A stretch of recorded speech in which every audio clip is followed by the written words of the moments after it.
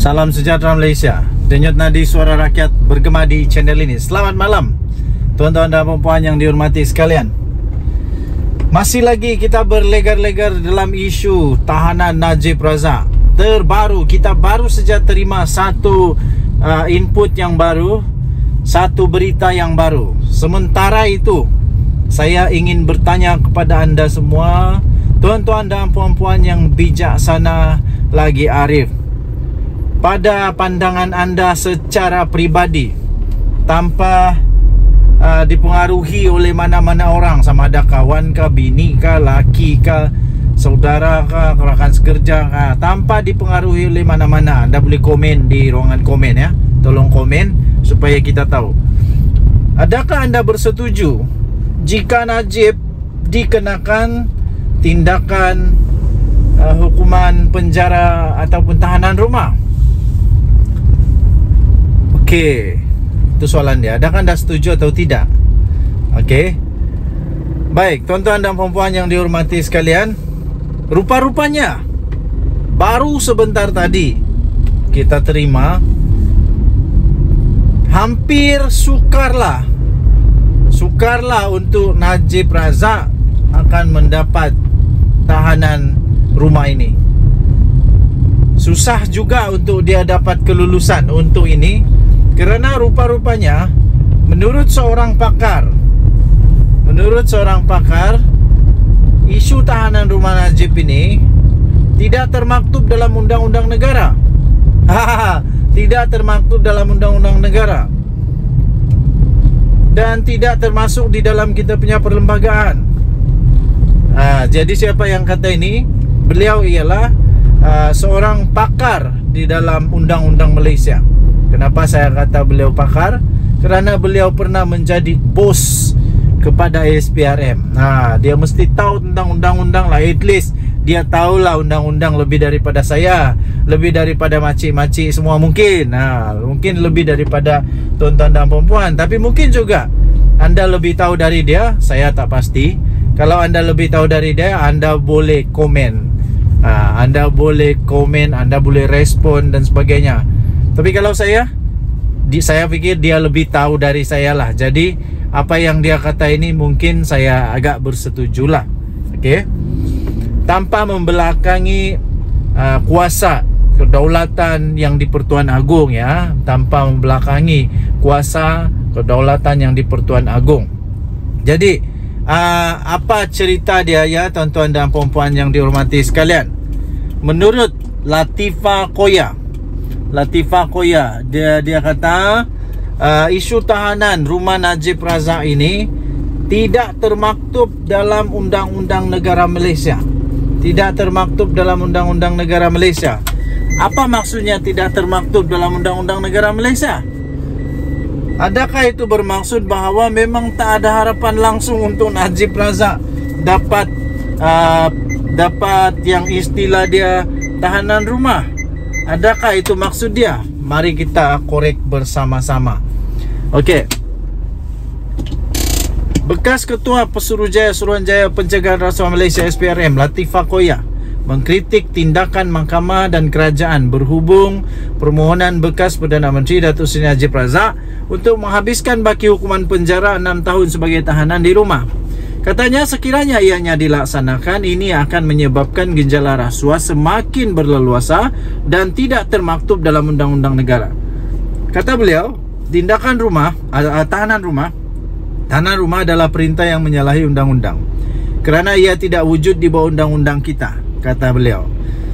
Tambah dia lagi, ia tiada dalam perkara 42 Perlembagaan Persekutuan, dan juga tiada di dalam akta penjara. Ia bertentangan dengan kedaulatan undang-undang, kata beliau. Tambah dia lagi, jika Najib dibebaskan atas penahanannya, rasuah akan dihalalkan dan Malaysia akan tenggelam ke tahap Republik Pisang, katanya. Ciapnya di laman X Twitter miliknya pada hari Isnin. Jadi ada di attach juga, di mana dia kata dalam bahasa Inggeris sebenarnya house arrest is an unlawful order. It doesn't exist under our law.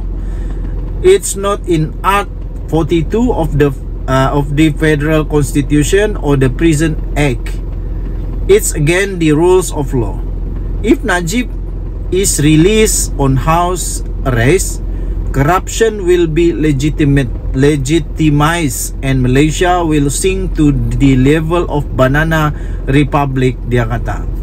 Okey, jadi tuan-tuan dan puan-puan, sebelum ini media melaporkan Najib telah mendapatkan kebenaran semakan kehakiman titah adendum atau tambahan titah yang di-Pertuan Agong sebelum ini Al-Sultan Abdullah Riyatuddin Al-Mustafa Billah Shah di Mahkamah Tinggi Putrajaya pada 1 April yang lalu. Dalam notis permohonan itu, beliau memohon perintah untuk semua atau seorang responden melaksanakan titah Al-Sultan Abdullah dan dengan serta-merta memindahkannya dari penjara Kajang ke kediamannya. Pada Jumaat lalu, Perdana Menteri Datuk Seri Anwar Ibrahim menegaskan beliau enggan terlibat berhubung dengan isu berkenaan dan memaklumkan itu di bawah bidang kuasa pengampunan, Lembaga Pengampunan Wilayah Persekutuan dan melibatkan yang di-Pertuan Agong serta Raja-Raja Melayu. Denyut nadi suara rakyat bergema di channel ini. Jangan lupa untuk tekan butang subscribe, like dan share. Malaysia kita punya, cinta Malaysia aku, kita jaga kita. Apa pendapat anda pula? Itu pendapat Latifah Koya. Mungkin anda ada pendapat yang berbeza. Mungkin anda ada pendirian yang berbeza. Kemungkinan anda adalah penyokong Najib Razak, jadi anda punya pendapat lain. Mungkin bagi orang yang neutral, yang ingin menegakkan undang-undang, yang ingin memelihara kedaulatan undang-undang, pendapatnya berbeza. Bagi orang yang bukan pula penyokong Najib Razak, malah benci dengan apa yang telah dilakukan oleh Najib Razak, dia punya pendapat pun berbeza juga. Berbeza juga. Bagi saya, pendapat saya secara pribadi, saya sentiasa meletakkan undang-undang di tempat yang pertama. Nothing is above the law. Tapi apapun, segalanya harus disiasat dengan baik. Segalanya harus diselesaikan dengan baik, sama ada di mahkamah atau di luar mahkamah atau macam mana pun, tapi perlu diselesaikan dengan baik. Yang terakhir, pada pendapat saya mudah. Sama ada Najib ditahan di rumah atau di penjara, tidak akan mengubah apa-apa pun status bagi Najib. Dia sudah memang penjenayah, dia memang sudah bergelar pencuri wang negara lah. Tak tahulah, boleh ke apakah itu? Mungkin tak sesuai kot, minta maaf, mungkin tidak sesuai. Tapi dia sudah bergelar sebagai penjenayah, jadi tidak akan mengubah apa-apa. Sama ada dia ditahan di penjara, ditahan di rumah, dia tetap sudah jadi penjenayah. Untuk bersihkan nama baik dia sudah terlambat agaknya, sebab sudah dibuktikan di mahkamah bahawa dia adalah penjenayah. Itu sajalah. Tapi apapun, semuanya ada U-turn. Orang sentiasa boleh berubah, orang boleh bertaubat dan sebagainya. Denyut nadi suara rakyat bergema di channel ini. Jangan lupa tekan butang subscribe, like dan share. Malaysia kita punya, cintai Malaysia aku, kita jaga kita. Bye bye. Salam sejahtera Malaysia. Denyut nadi suara rakyat bergema di channel ini. Okey, tuan-tuan dan puan yang dihormati sekalian, Azmin. Saya ada soalan untuk kamu lah. Apa pendapat kamu tentang Azmin Ali?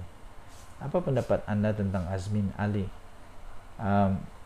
Maksud saya ialah, adakah Azmin Ali ini adalah seorang yang betul-betul setia ataupun tidak setia, ataupun betulkah Azmin Ali ini orang yang memang cukup betul-betul hebat atau tak hebat mana pun, atau hanya dia hebat dulu kerana adanya Pakatan Harapan yang hebat.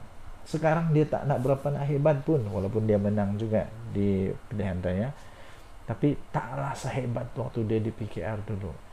Adakah dia betul-betul hebat atau hanya kerana ada orang-orang yang hebat yang membantu dia? Pada pendapat saya, dia memang hebat, tapi kehebatan dia itu terlebih kerana ada orang yang hebat. Okey, Azmin lah, tapi ini kawasan saya. Itu dia kenyataan yang hebat. Azmin lah, tapi ini kawasan saya, kata Dr. Afif Bahardin. Daripada Malaysia Kini, Adun Taman Medan, Dr. Afif Bahardin menjelaskan perbezaan pandangannya dengan ahli MPT Bersatu, Muhammad Azmin Ali, berhubung pembatalan projek leburannya PJD Link Expressway. Kata Afif, dia sekadar mau menyuarakan kepentingan rakyat di kawasan yang diwakilinya, dan Bersatu tidak menghalangnya daripada berbuat demikianlah. Jadi ini mungkin ini perlu juga diberi ulasan oleh siapa, si Sanusi. Dia kata ada keretakan di dalam Pakatan Harapan, di dalam Kerajaan Paduan. Bagaimana dengan ini? Bagilah komen.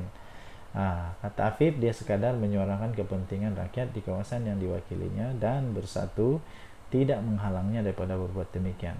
Pendirian Azmin lah, dia kata. Tapi ini kawasan saya. Katanya ketika dihubungi oleh Malaysia Kini, kenapa Azmin Ali mau mengganggu kawasan dia lah.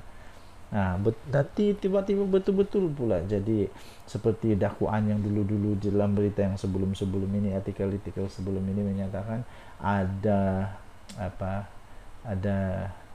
sudah dia punya sebutan tuh,